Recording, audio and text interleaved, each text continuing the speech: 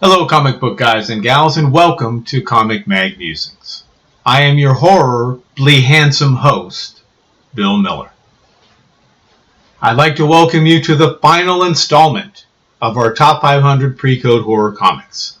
This has been a lengthy series, and I thank all of you who have taken this journey with me. American Comics Group, ACG, was an American comic book publisher started in 1939 and existing under the ACG name from 1943 to 1967. It published the medium's first ongoing horror comics title, Adventures into the Unknown. ACG's best-known character was the 1960s satirical humor hero Herbie Popnecker, who starred for a time in Forbidden Worlds. Herbie would later get his own title and be turned into a superhero called the Fat Fury. Founded by Benjamin W. Sanger, ACG was co-owned by Fred Iger from 1948 to 1967. Iger's father-in-law, Harry Donenfeld, head of National Periodical Publications, later known as DC Comics, was also a co-owner in the early 1960s, though Donenfeld was severely incapacitated and out of the business after an accident in 1962. ACG was distributed by Independent News Company, which also distributed and was part of the same company as DC. Now, before we get to our comics, let's have a quick reminder of the criteria. The comics had to have been published prior to carrying the Comics Code Authority seal, and the title had to primarily be a horror title. Some of the eligible titles are from other genres, but they switch to a horror context for a period of time. Lastly, these are not necessarily either the most popular or the most expensive horror books. They are simply the best horror comic book covers, in my humble opinion. It was a maddening task to rank numbers 20 to 1, and I truly appreciate you taking this journey with me.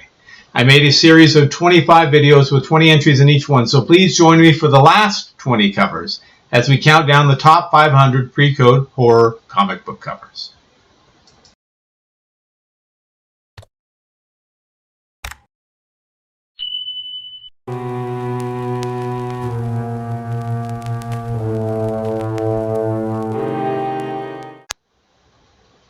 Alright, leading off at number 20, we have Mr. Mystery, issue number 11, from Stanley Morse, produced in May of 1953. The cover artist is Bernard Bailey. Now, I imagine being buried up to your head while savaged by ants wouldn't be a very pleasant way to go. In the background, you can see the skull of a previous victim. At number 19 is Suspense Comics, issue number 3, from Continental, published in April of 1944. The cover artist is Alex Schomburg. Perhaps the most expensive PCH comic out there, featuring a woman in bondage about to meet her doom by a sword-wielding hooded Nazi. A spear, a gun, and a fire complete the image. Creeping up the stairs at number 18 is Worlds of Fear, issue number 3, from Fawcett, printed in March of 1953. Although we're not certain, the cover artist is believed to be Sheldon Moldoff. Now, I absolutely love this cover. The skeleton zombie is great, but the looming tribal mask is the star of the show. It is fantastic.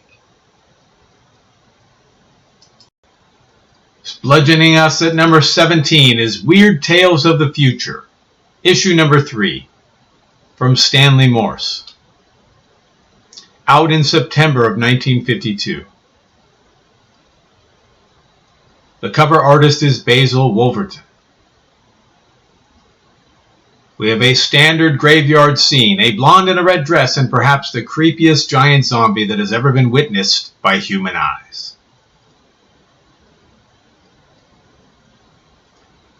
Oozing out of number 16 is Suspense Comics, issue number 8, from Continental,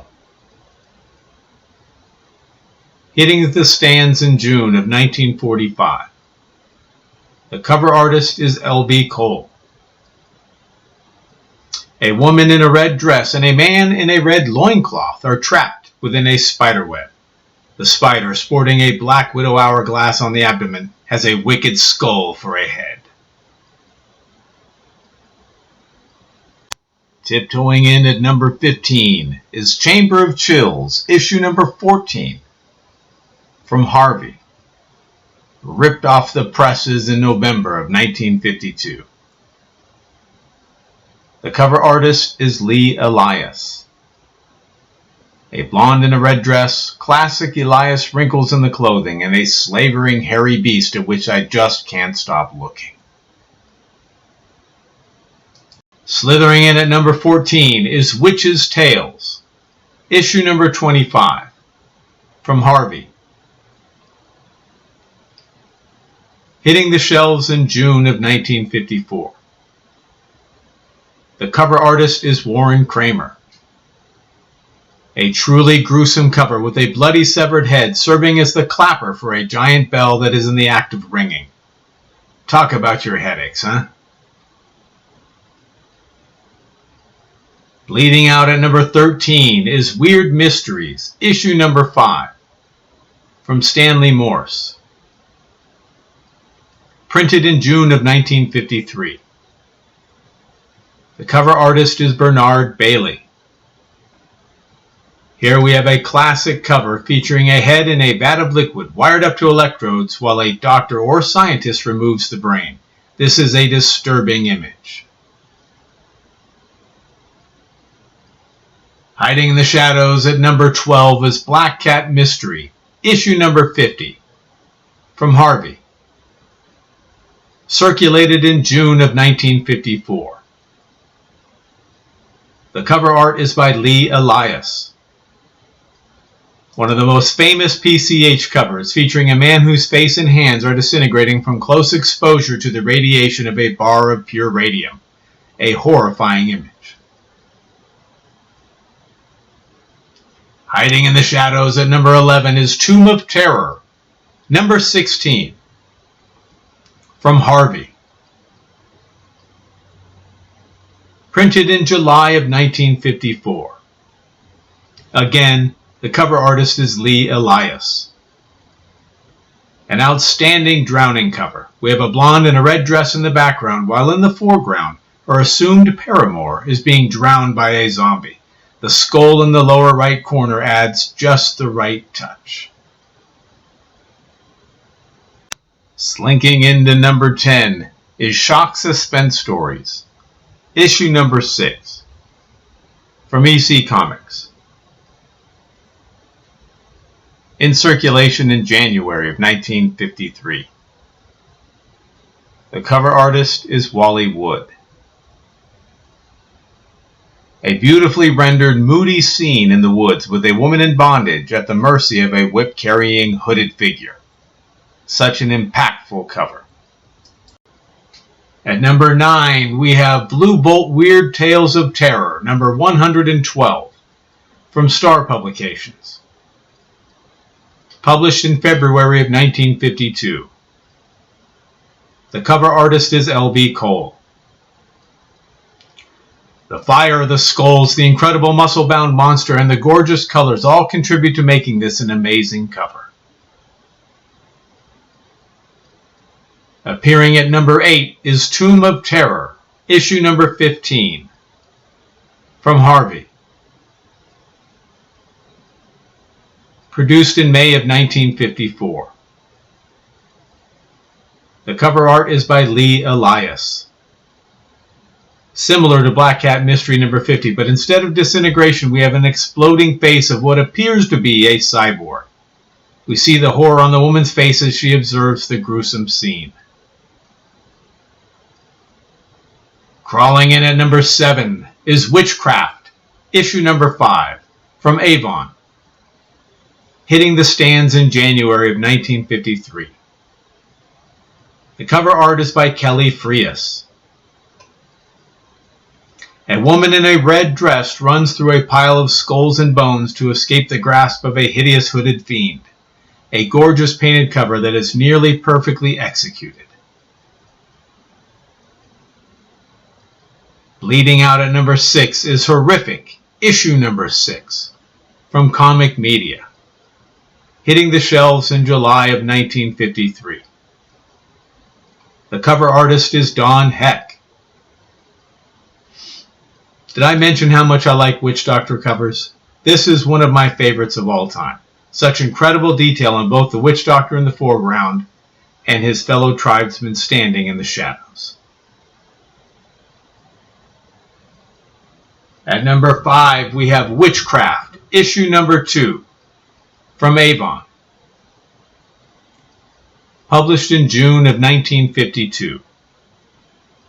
We're not certain, but the cover artist may be Jean Fawcett. So incredibly simple yet brilliant. A black skull on a yellow background. It is absolutely gorgeous. Spooking us at number 4 is Chamber of Chills, issue number 23, from Harvey. Produced in May of 1954. The cover artist is believed to be Warren Kramer. Now this is probably my favorite zombie cover. We have a blonde who may be in a red dress, making kissy face with rotten, stinking, decaying zombie. The colors on this cover are amazing. Scaring into number 3 is Beware, issue number 10, from Trojan Magazines. Out in July of 1954. The cover art is by Frank Frazetta. We have a beautiful Frazetta girl in a red dress who is being led to a grave by 3 creepy zombies. Oozing out of number 2 is Blue Bolt Weird Tales of Terror, number 114, from Star Publications. Hitting the stands in August of 1952. The cover artist is L.B. Cole. I am absolutely in love with this cover. Underwater, in bondage, a terrifying demon, awesome colors, and wonderful fish. This book has it all. And sitting at number 1 on our list, we have Startling Terror Tales, issue number 11, from Star Publications. Hitting the stands in July of 1952.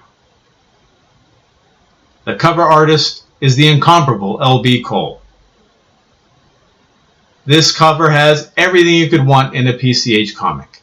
Gorgeous orange backdrop, a giant spider web trapping a man and a woman, disembodied ghoulish heads, and a massive skull-headed spider with blood dripping from his mouth. It even has a variant with different colors in the trade dress.